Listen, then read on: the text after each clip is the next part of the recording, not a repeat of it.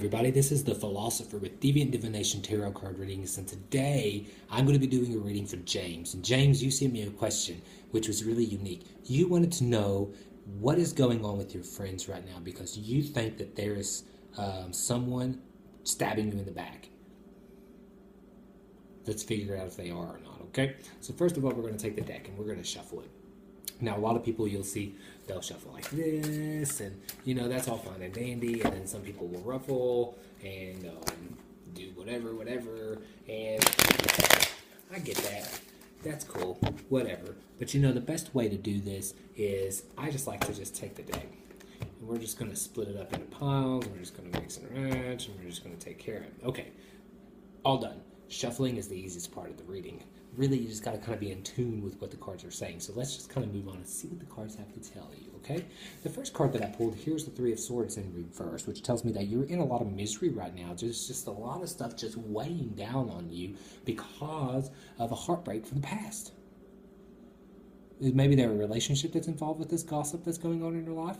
It's possible. Maybe an old relationship that just won't leave you alone, so won't let you go on, but you're causing yourself a lot of misery and you're giving yourself a lot of headache, and this is just a whole bunch of mind games that you're just kind of basically playing on yourself. But there's three people involved with this issue in your life, which is the weirdest part. So that's what leads me to believe that this is a relationship that has ended bitterly or is in the process of ending, and this friend that you're worried about is a mutual friend between the two of you that's been friends with you forever, and maybe even was the one that arranged you all to be met up with in the first place to even start this relationship, so it's kind of causing some issues. And then the next card is the High Priestess card.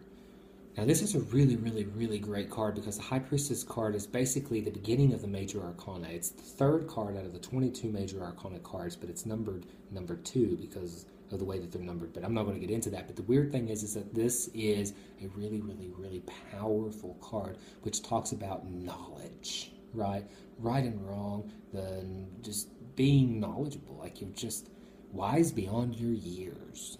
So I guess you're like a philosopher. So then the next card that we have, because we're going to be doing a 5-card reading for you today, the next one is the Ace of Wands. Now this is a really powerful card as well because it's a fire card, but it's at the beginning of the deck of Wands, so it tells me that it's talking about the beginning of a new desire and the beginning of a new movement, because fire moves, but of course with fire you have to have air, and what's weird is you've got an air sign, the swords, so they're kind of feeding at each other. Even though the air sign here with the swords are in reverse, that means that it's feeding, but not as powerfully as it could. So this issue isn't really causing a whole lot of stress on this card, but we're going to get into what that means here in just a few moments. Then the fourth card, because I don't want to go too long, we're going to get into this really quick, is the Ten of Pentacles, and the Ten of Pentacles is, when it's in reverse, it's not as great a card as what it is when it's upright. When it's upright, it's almost like a perfect card with the Pentacles. But where it's in reverse, it's telling me that you're having some struggles, feeling like you are able to reach your highest potential. But we'll kind of get into what might be causing that. And then the fifth and final card is the Star. And the Star is talking about putting the pieces together, relaxing, kind of thinking on things, meditating, and then trying to figure things out on your own. So just all of a sudden, just looking at these cards, I can basically kind of already tell you what's going on here.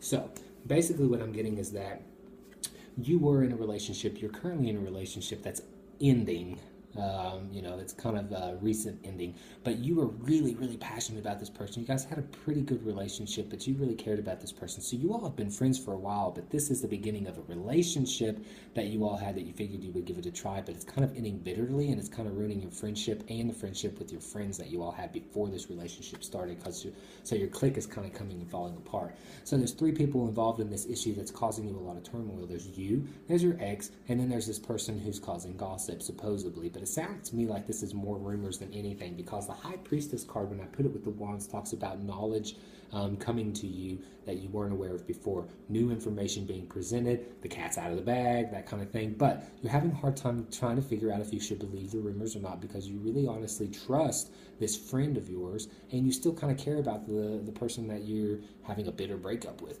So you're kind of stuck in this loop trying to figure out, do you trust your friend or do you trust the rumors? So that's where these cards here kind of come in.